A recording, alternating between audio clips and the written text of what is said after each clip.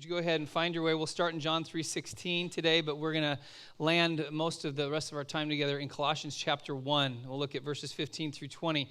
So just a quick recap over the last month, we've been walking through this series behind the scenes of Christmas and looking at one verse to kind of unpack the things that are going on behind the scenes that sometimes we just go through the Christmas season and don't realize the full impact of what's really happening, what we're experiencing.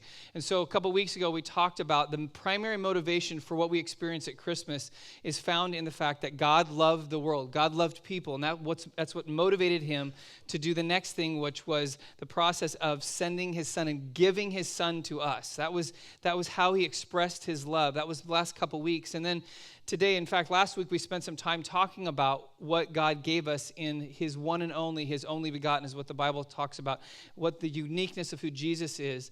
And so this morning we want to take some time to go even a little bit deeper into that understanding of who Jesus is. Now understand this. For some of you, you've probably walked with Jesus forever, and what we're going to walk through today is like, I know that, I got it, I've experienced that. For the rest of us who need a reminder, or maybe those of us who've never really kind of experienced this, it's being reminded again, or maybe for the first time, truly getting a picture of who Jesus is. I looked back kind of over some of my notes for like years of preaching, and I realized something about myself, and it's probably you get it either the benefit or the detriment, I don't know. But I know for myself, I have to go back periodically back to Jesus and strip everything away and remind myself, who is he? And I looked at my notes, and about every 12 to 18 months in my kind of ministry as a pastor, I found myself preaching out of this passage in Colossians chapter 1. Because it's kind of the passage that Paul just says, okay, here it is, I'm going to give you the fire hose. This is who Jesus is. And it's overwhelming when you start to think about that. But I want us to take some time to do that because God so loved the world that he gave his son, and we need to understand more of who Jesus is to understand the significance of what Christmas is all about. It really is all about Jesus. It's about who he is, and the more we understand about who he is, the more it transforms who we are, because then we realize the depth of God's love that he would give us Jesus. Jesus is the who behind Christmas. And so this morning we want to take some time to do that. So we're going to again jump into Colossians chapter 1, and just simply I'm going to walk through verse 15 through 20, where Paul kind of takes these segments or these phrases in reference to Jesus, and we don't want to unpack these together because it tells us who the Father gave to us. Who is Jesus? And the first one, if you have your Bibles there, verse 15 of Colossians chapter 1, Jesus is what God looks like. This is what's amazing. So Paul says, talking about Jesus, he is the image of the invisible God. If you ever wonder what God is like, you ever wonder what it would be like to understand what God is like as a human being, you look to Jesus. Jesus is the definition of who God is. Jesus is God in human flesh. And what's beautiful about the way God works is that we don't have to guess and say, okay, I wonder if God's kind of like this or if he's kind of like that. No, he's exactly like who Jesus is. That's why Paul says he's the image of the invisible God. But because we're human, if God in all his glory were to walk into this room, all of us would be dead. Isn't that great news? In our humanity, we cannot handle all of who God is. So God, through Jesus being God, chose to contain himself in such a form that we could actually understand who God is in physical form. So Jesus is the image of the invisible God. All of who God is found in Jesus, and we'll talk about that. But maybe it's easier to understand this way. All of us, either you have an iPad or tablet or smartphone or computer. We're kind of pretty much everyone in our culture has some understanding of that. When you have a program or an application or an app, you have an icon either on your phone or your desktop or on your iPad that is a representation of a program or an application that you use. So if you pull out your iPhone right now, you probably have whatever your apps are, you can see them, you can scroll through them. And each one of those represents a program. And so when you tap on that, it opens up the whole program so that you can use it. We call that an icon, or on a phone we call it an app. That's what Paul's referring to, is that Jesus is an icon. He is the full representation of who God is. In fact, if you want to know who God is, it's like going on your smartphone and hitting the Jesus app and saying, when that opens, now I get the full picture of who God is. He's that representation. In fact, listen to this dialogue that Jesus had with some of his earlier disciples in John chapter 14, verses 5 through 9. Thomas said to him, Lord, we don't know where you are going, so how can we know the way? Jesus answered, I am the way, the truth, and the life. No one comes to the Father except through me. If you really knew me, you would know my Father as well. From now on, you do know him and have seen him. Philip said, Lord, show us the Father that we may know that this will be enough for us. Jesus answered, don't you know me, Philip, even after I've been among you such a long time? Anyone who has seen me has seen the Father. How can you say, show us the Father? What is Jesus saying? If you've seen me, you've seen God, because I am God. And that's pretty amazing. So what he's saying to what are his disciples saying? Show us God. Show us the Father. And Jesus says, you're looking at him. I am the representation. And that's important for us because that means that if you want to understand God, there doesn't have to be this kind of confusion, because that's why we go back to the scriptures, and that's why we read through the first of the 4 books in the New Testament called the Gospels, and we digest who Jesus is. Why? Because then we know how God acts. Then we know who God is, because Jesus is that. So what's beautiful is, what did the Father give us? He didn't give us a copy. He didn't give us an imitation. He didn't give us just a human being.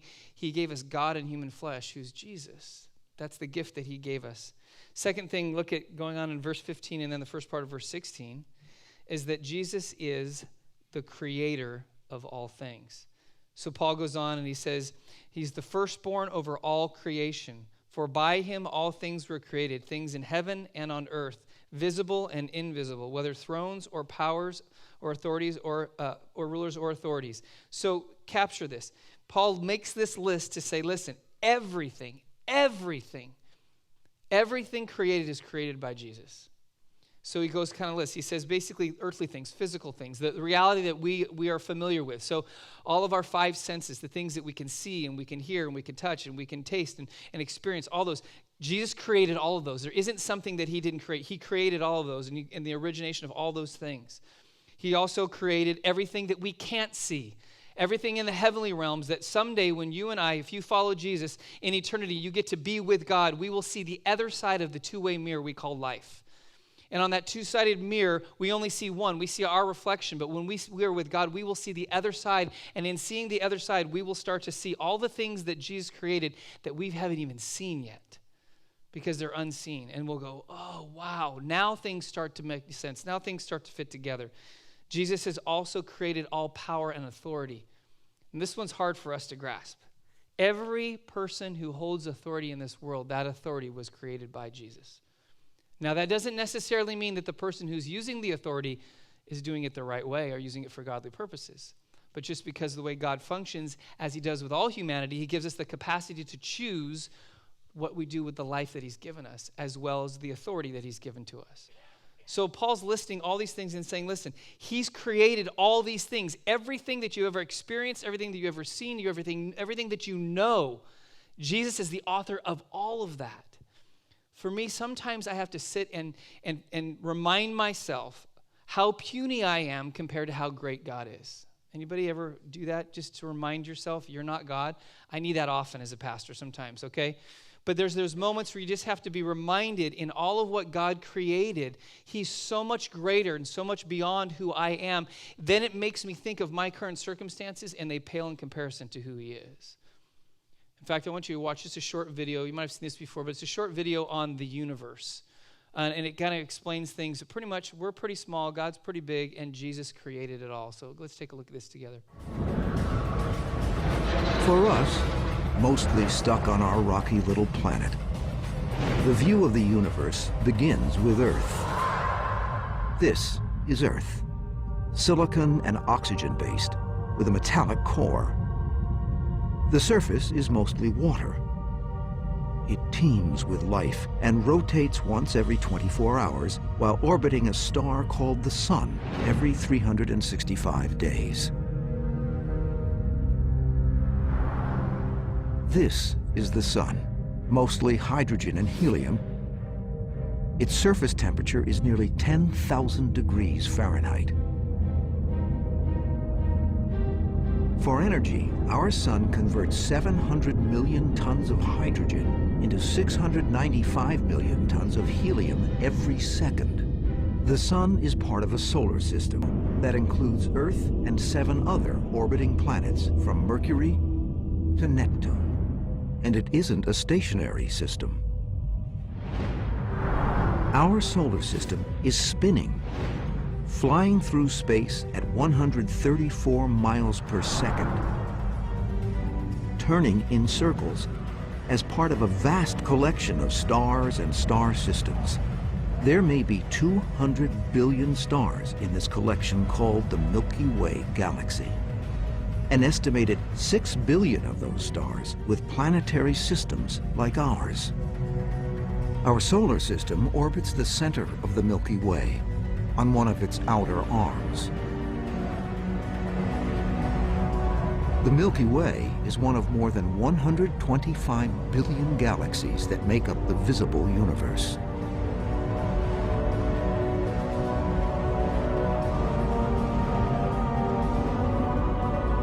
This is the universe. It's really, really big. Jesus created all of that. Just let that settle in for a moment. We think about our existence on this little planet called Earth and our little city called Simi Valley, and just think about how vast creation is. That in our galaxy, there's estimated 200 billion stars, and 6 billion of those stars have planetary systems. That's just in our galaxy. And how many galaxies estimated in the universe? 125 billion? Just think about that. That's what Jesus created. He created all of that. That means he's above and beyond all of that. And here we are on this little rock called Earth in our little existence in our neighborhoods. And God is so much bigger. That's the gift the Father gave to us. He gave us the image of the invisible God. He gave us the creator of all things. And then the third thing, look at the next part of verse 16. Jesus is the center of all things, or even maybe another better word might be, he's the key to all things. Because Paul says all things were created by him and for him. He creates all things, and they are not just by his creation, but they're actually for him, which means he's involved in all of it. He's in the center of all of it. He's not removed from it. He's present. Why? Because it was created for him. He's in the midst of it. So which if you think about that for a moment, this is one of those things, again, as we understand who Jesus is, we get a glimpse of it, we get a part of it, but in eternity, we will get the big picture of what this looks like. That means that Jesus is the key to everything that we see around us. Apart from him, everything doesn't have its place. It doesn't happen apart from him because he created it by him and for him. That means there are things that happen around us and things that go on in the universe and things that go on in our lives that we have no idea that in the middle of all that, Jesus is at work. We don't see it. But if he wasn't at work, if he was removed from it, it wouldn't happen. But we only see the evidence. We don't see the core. We don't see really what's happening. We just see the impact of who he is. Why? Because he created all things and he's in the midst of all things. So he's the key to everything. He makes everything happen. Let me put it this way. I probably shared this before. If I haven't, you probably haven't spent a lot of time with me. I love airplanes. I love things with power. And honestly, second to coming to know Jesus, marrying Kim, and having Courtney and Jordan, one of the greatest experiences of my life was spending a day on an aircraft carrier with Kim's family. You think, you're weird. An aircraft carrier, that's second to all of those. Yeah, let me tell you why. I got to fulfill a dream without ever having to be in the Navy. I got to be on an aircraft carrier with full flight operations on the deck, watching things unfold that I didn't ever think I would see in my lifetime. It's when Kim and I started dating, I loved her, but then when I met her brother, I loved her even more because I realized what he represented. And so one day we got to go off the coast of San Francisco and got to do one of the most amazing things. They did flight operations with people on the deck. So I was about 75 to 100 feet away from an F-14 taking off with full afterburner. I can't explain to you what that feels like. It is the most exhilarating experience of my life because I'm standing there watching this and it shakes every ounce of who you are. I mean, it's so loud you can't even hear yourself think. You don't even know what's going on. You're just watching this plane sitting on this deck with all this flame and heat coming out the back, and it's sitting there, and finally it launches, and then you're just amazed at what just happened. And it's interesting as you watch this unfold. Of course, I'm in awe of what's going on, but of course, Kim's brother Kurt knows how this is all happening, how this works. And so as you're watching it, there's this amazing combination of thrust and pull on the plane that gets it off the deck. It isn't just this amazing flame coming out the back. There's a shuttle on the deck that is propelled by steam, and that steam pulls that shuttle, which pulls the plane and pulls it off the deck, in combination with the full afterburner thrust that pushes the plane at the same time. Those two things in combination work in such a way that that F-14 goes from 0 to 150 miles an hour in 2 seconds, and then it's gone. Unbelievable. But as we're watching this, and I'm just like, I'm living the dream right now. I'm experiencing this. And it happens, and the plane's gone, and then they clear the deck, and they're waiting. They're going to recover them, but they let us walk on the deck. Kurt grabs me, and he goes, you got to come over and check this out. So we run over right to the side of the deck, and there's this little like pile of debris. And he picks up something to me, and he hands it to me. He goes, you got to check this out. And what it looked like a little dumbbell that was broken in half with only one side on it. It was just about that big. And I said, I'm thinking, you gave me a piece of trash. Isn't this great? So he begins to explain to me. He goes, you know what that is? I'm like, no, what is it? He goes, it's a holdback pendant.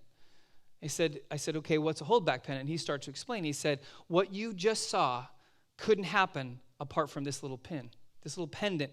What it does is one end connects to the plane, the other connects to a rod that connects to the shuttle that's on the deck. And that little pullback pendant has two ends to it that look like a dumbbell, and it's engineered in such a way that that metal will snap at a certain pressure. And that pressure is exactly when there is full thrust from the plane and full pull from the shuttle on the deck. And at just the right time, boom, it snaps, and that's what launches the plane. And so as he's explaining this, I still have that little piece of junk metal because I thought it was so amazing.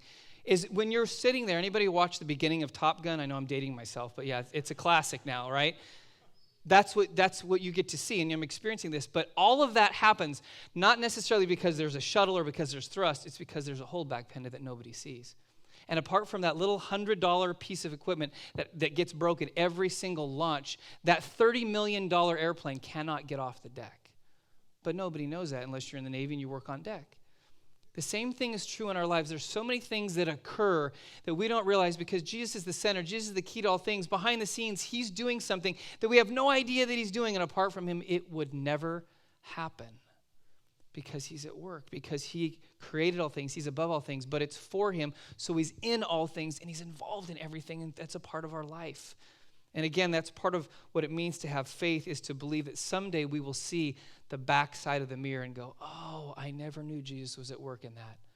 I always thought he was off. He created all things, but he wasn't in it all. He was somehow distant, but he was fully present throughout my life. So we're going to skip verse 17. We'll come back to that. But look at verse 18.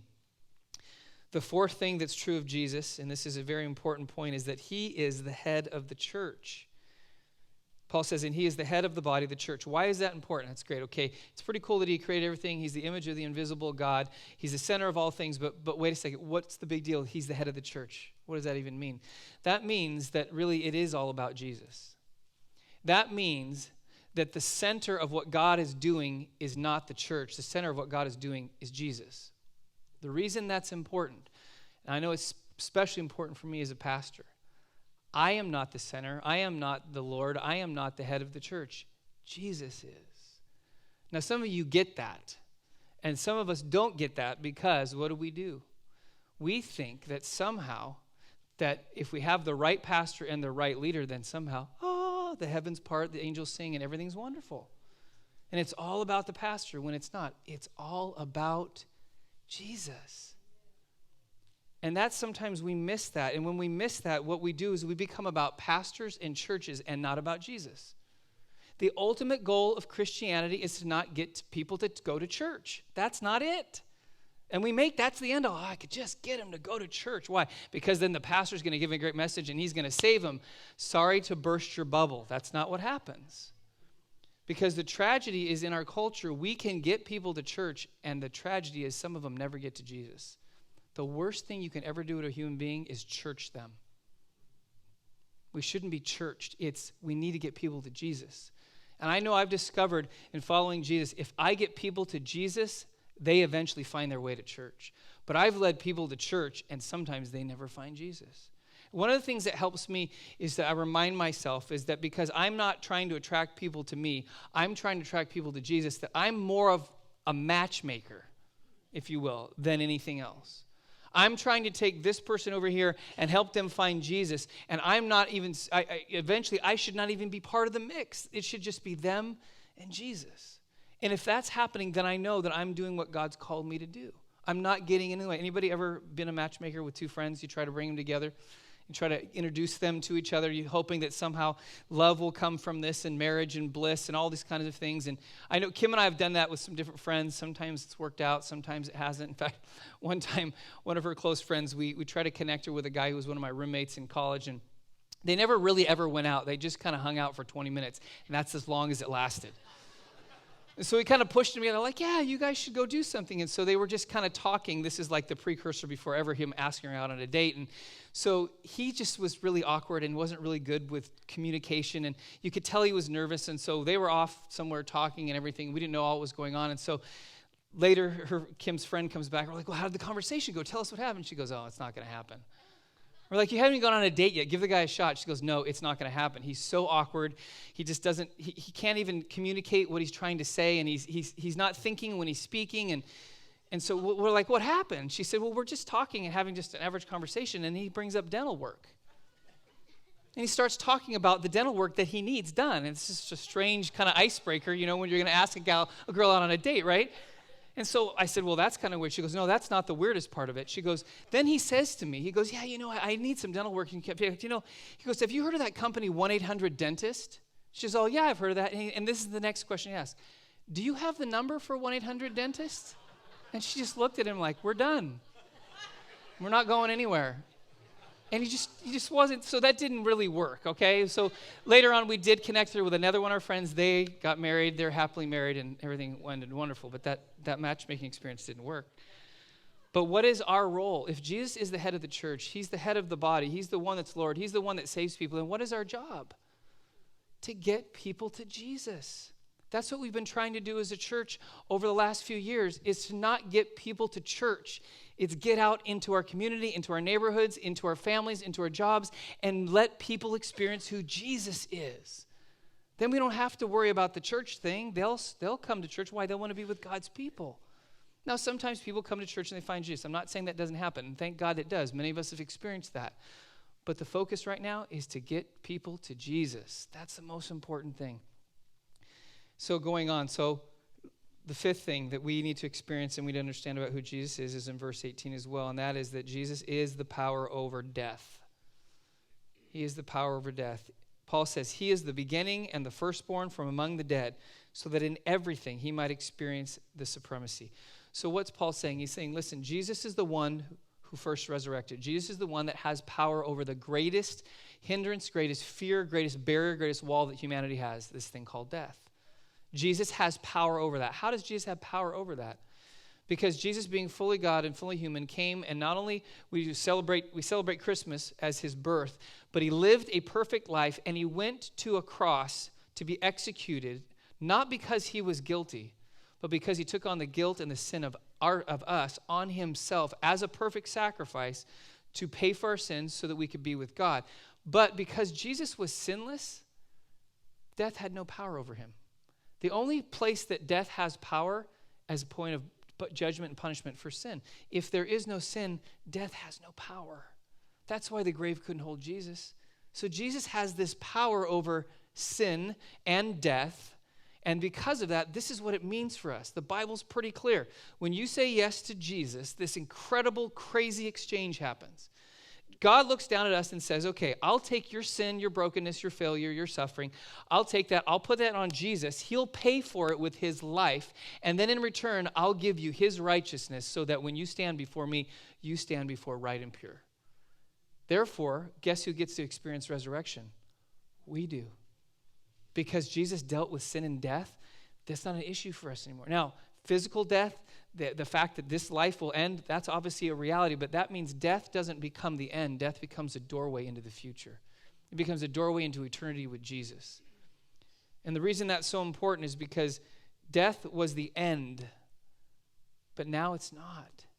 Why? Because what is God up to? And we'll talk about this in a moment, this concept of reconciliation, because Jesus is the reconciler of all things. But what does this gain us? It gains what God has been trying to do all of human history. He's trying to draw people back to him because God's greatest desire for humanity is that we would be with him.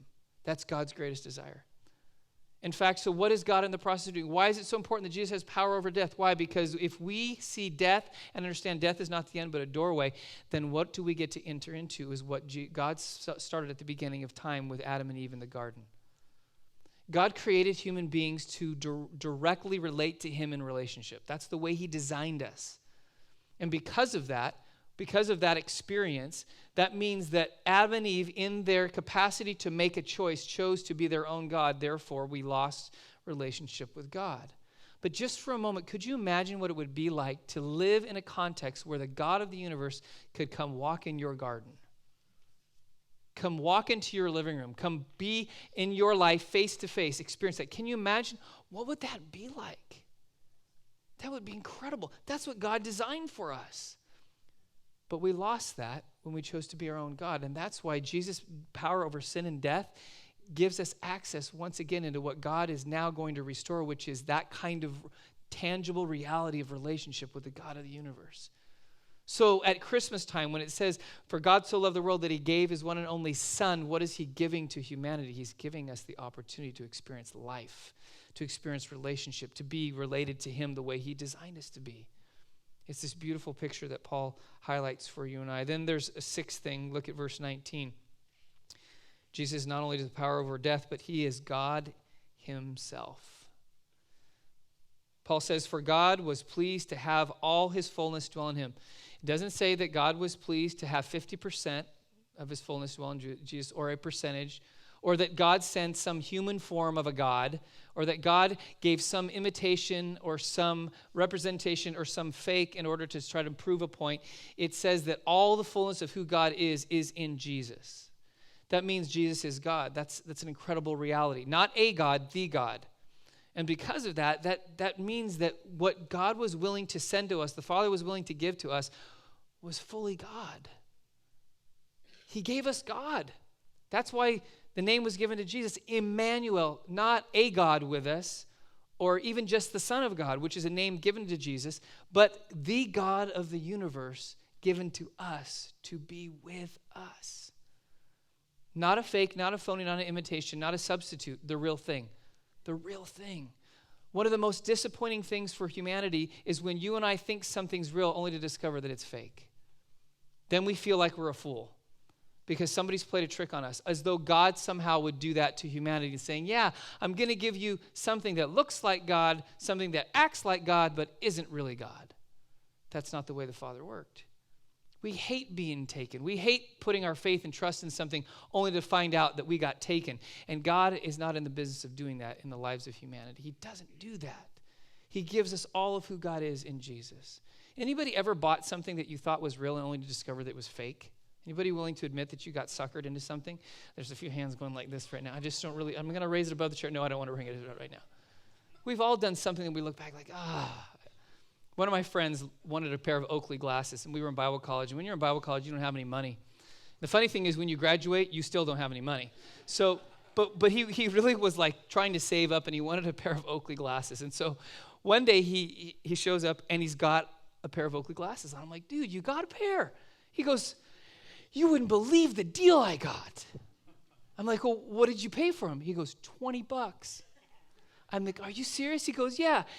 I was driving some back road in Ventura. He goes, and over on the side of the road, there's this guy with this stand that says Oakley glasses for $20. He goes, I pulled over, I checked them out. They fit right, they look good, and I bought them. I'm like, man, that's a great deal. I said, let me see them. So he gives me the glasses, and I put them on. I'm like, man, these feel good. And I'm looking at them, and I'm looking really closely. And then I started to look really closely at the name. It's supposed to say Oakley. And I looked really close, and I'm like spelling it out. I'm like, oh no, it doesn't say Oakley. But I'm thinking, do I want to tell him? Or just want to let him live in a world of fantasy?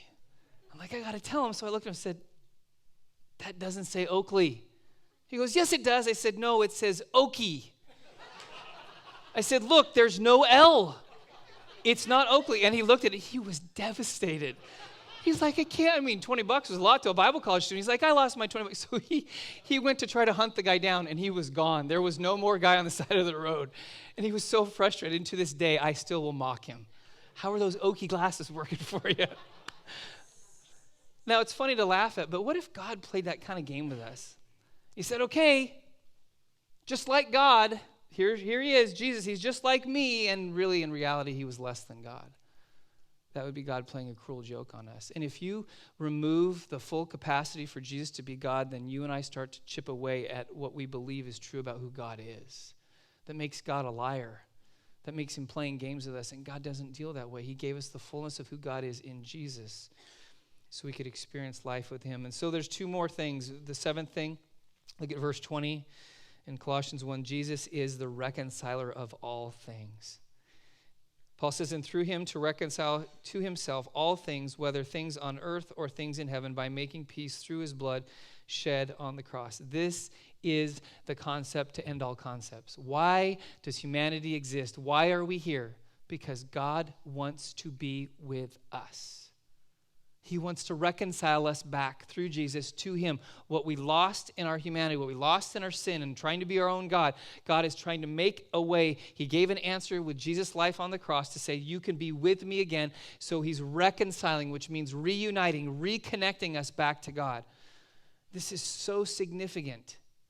Why did Jesus come? To bring us back to God, because we couldn't get there on our own. We couldn't reconnect on our own. We are disconnected by nature from God because of our own choices. Jesus comes and he reconnects us. This is significant because for somebody to understand who Jesus is, for someone to become a Christian, if we use that term, it doesn't mean that they can recite certain scriptures. It doesn't mean that they become a moral person. It doesn't mean that they go to church. It doesn't mean they become a religious person.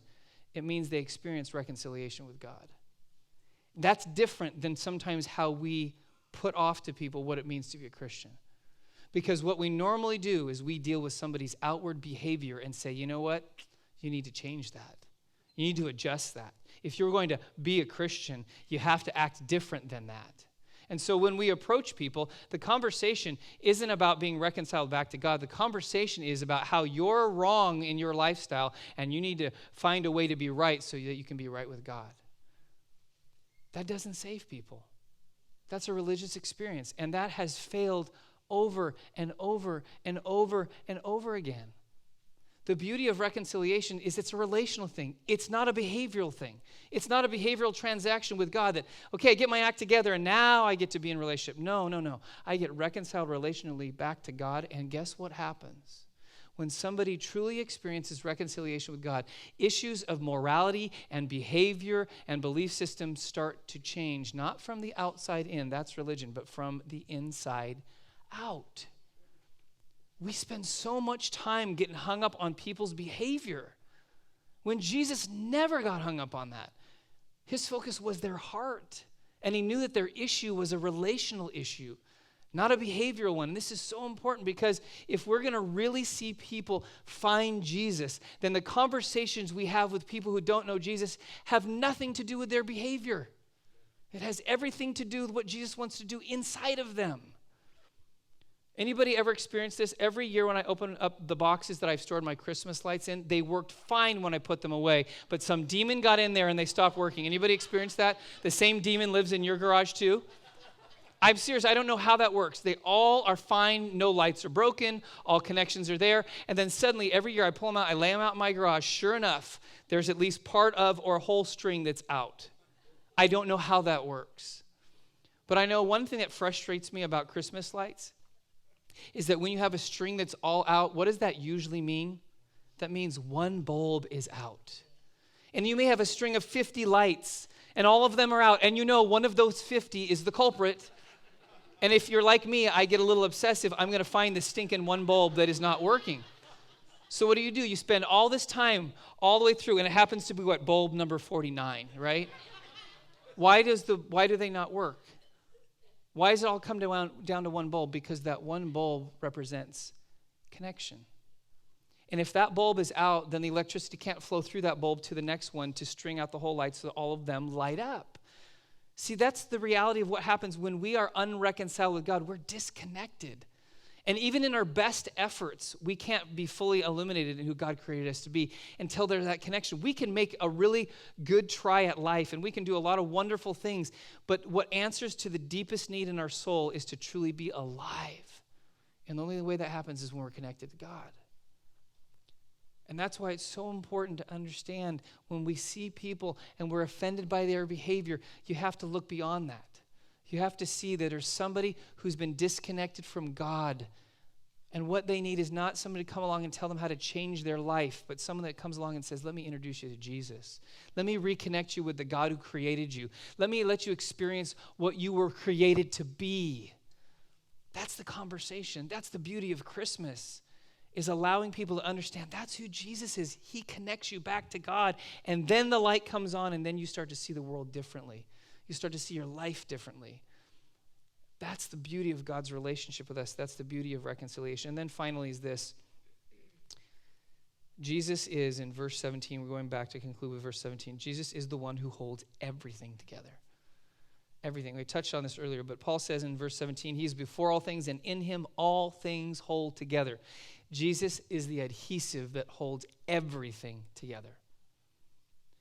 He is the connection point that keeps everything from blowing apart, both spiritually and physically. Everything is held together by him. And the reason sometimes that may be hard for us to fathom and understand is because we don't know what existence apart from his presence looks like. Nobody on this planet, Christian or non-Christian, has ever experienced a day in their life where they have been absent from the presence of God. Because God's presence dwells in his people, and God is actively involved in creation. Therefore, you and I don't know a day of our life where God hasn't been involved.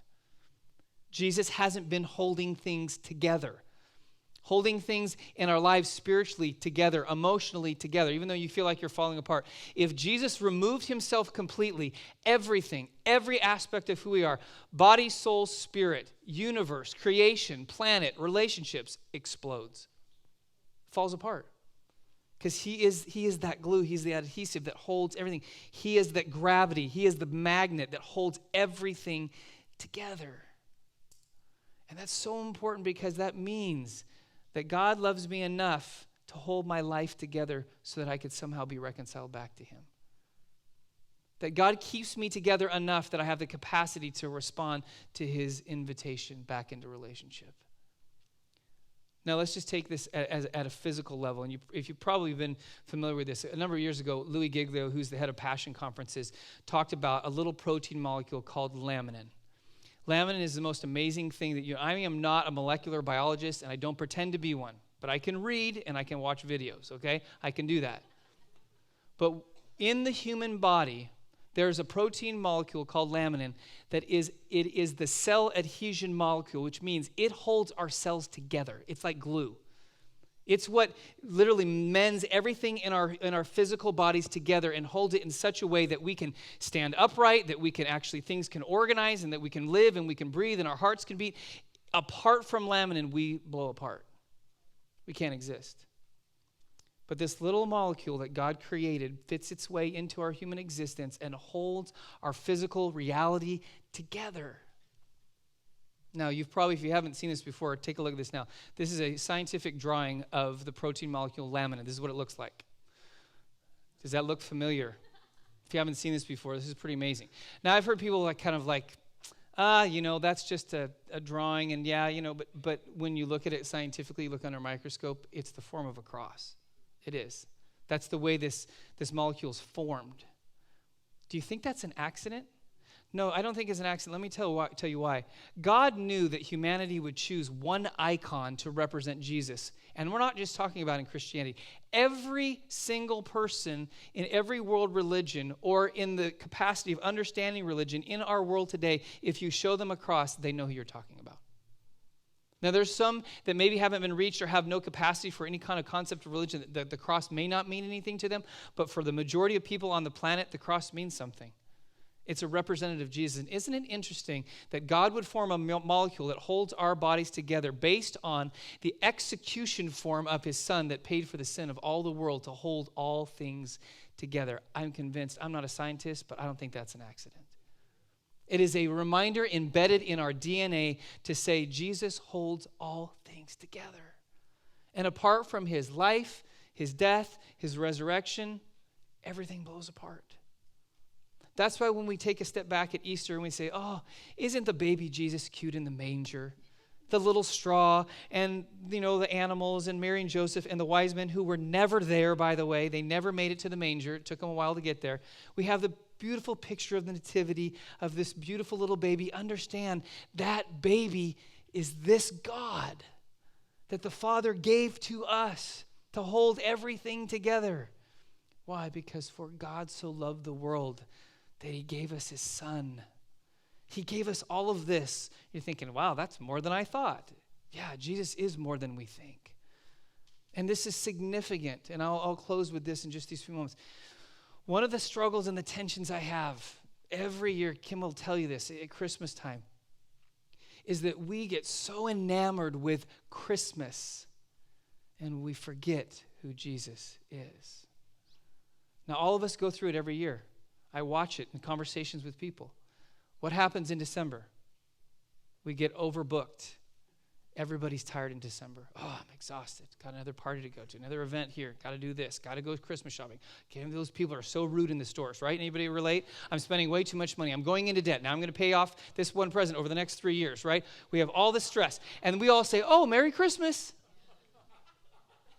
None of that has anything to do with Jesus. It has to do with our culture. And we try to come up with kind of Christian ways of making like, oh, the Christmas tree represents the cross. No. Sorry. Christmas presents. Oh, it's the season of giving. We give gifts to remember Jesus. How many times do your kids remember Jesus when they're getting an Xbox on Sunday morning? I don't hear them screaming for Jesus. I'm sorry. I don't want to step on anybody's toes, okay? Maybe I do want to step on your toes. I want to obliterate your toes. But what I'm saying is this. Don't lose sight of Jesus. The greatest tragedy of Christmas is just to do the holiday. And sometimes, and I know Kim will tell you this, I've been accused of being a bah humbug, but I'm not. But sometimes I just want to strip away all the lights and all the tinsel and all the poinsettias and all the things that we do and say that's Christmas and say, can we just be about Jesus? Can we just focus on Jesus and not lose him? The last estimate is that Americans are going to spend close to $700 billion on Christmas gifts. And less than half of that is actually paid for. Right? And we say, that's celebrating. No, it's not. It's celebrating consumerism in our culture. It's not celebrating Jesus. It's about him. He is the best gift. And if that's the only gift you ever get, you've already gotten the gift of a lifetime. You don't need anything else beyond him. Let's go ahead and close our eyes as we're going to conclude. I want you to reflect on what you've heard because I think it's important that there's a response. And I've shared this the last couple weeks as we've walked through this series that generally, there's probably two major categories of people who are in the room right now, that we're in this room together here, what we're experiencing. There's those that maybe it's a day, a month, a week, a year, 10 years, 50 years, that you have had some understanding of who Jesus is in your life. You've made some kind of decision or commitment to follow him, to understand who he is. And so for you, today has either been just a reminder of what you already knew, or maybe it's something that is refreshing you because now you really have a deeper understanding of who this Jesus is, the gift that the Father's given to you. But then maybe there's a whole nother category that you're in this place right now and you've heard of Jesus before.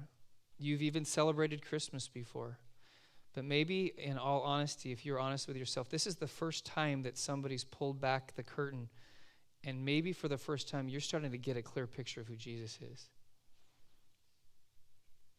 Jesus is just not the name that people throw out or a picture of somebody who's got long hair or somebody who's been the subject of books. Or Jesus is now becoming real to you because now for the first time, you're understanding who he is. And that's stirring something in you. And maybe for some of you, it's stirring something so much in you that you know in your heart, if you were honest, you have been disconnected from him. You've been disconnected from God. You've been, what the Bible says, unreconciled. That relationship that you should have with God doesn't exist. The beautiful thing is today, you can reconnect. You can be reconciled. You can find out the reality of who God is in your life through Jesus. But that means that you have to be willing to make a decision that leads to a commitment for the rest of your life. Because what you're going to have to acknowledge is that your means of life in a nutshell, whether you know it or not. You've tried to be your own God. You've tried to run your own life, and you know that even in your best efforts, you've fallen short. In fact, you look at your life and you know you've blown it a lot. There's been a lot of points where you know that you've done things that you shouldn't have done. In fact, maybe even you carry with you a sense of guilt and shame over your life because of what you've done in your past. Those are all your failed attempts to try to create your own happiness and be your own God. And the beautiful thing is you don't have to live in that anymore. You can let Jesus be God because his way is always better. And so I'm going to encourage you, if your desire is to say, I'm going to lay down what it looked like to be my own God, and I'm going to embrace who Jesus is, who is the true God, then I'm going to ask you to do a very simple thing that is not scary, hard, intimidating, or difficult. I'm going to ask you to pray. Prayer is a simple conversation between you and God, and he hears you. It's the mechanism that he's given us to communicate with him. And so I'm going to ask you right now that you just begin to articulate in your own words what you're feeling, that I don't want to live like I used to live. I don't want to be disconnected. I know there's something in me that has yet to fully experience life. I want that. You begin to tell God that and know that that comes through Jesus. And that what you're saying in your prayers, you're saying, I want to surrender my right to be God and let Jesus be the leader of my life and now choose to follow his way instead of my way. If that's what you're designed to do, then you tell God that right now. And he's faithful to. He will bring forgiveness that covers your sin. He will make you right with God, and he will begin to transform you from the inside out because Jesus will come and live in you by his Spirit. So, Lord Jesus, we thank you that you are always present, that you are holding all things together, that you have created everything, and that we can come back to a moment like this to remind ourselves again, the greatest gift that we've ever been given is you. So I ask, Lord, as we move from this place, that we would be reminded every single moment of every single day, you are with us. That you are in everything, that you are holding us together, you are sustaining us so that we can live out a life that ultimately glorifies you, that experiences the fullness of what it means to be human and be alive. And then in the end, Lord, as a reflection of who you are, we might help others to be reconciled back to you. So that when we in eternity get to stand before your throne and look around that room, we will look around that room and we will see the faces of people who became reconciled back to you because we lived out reconciled lives with you. We thank you, Jesus, for what you're doing in our lives. Thank you for coming at Christmas. In your name, amen.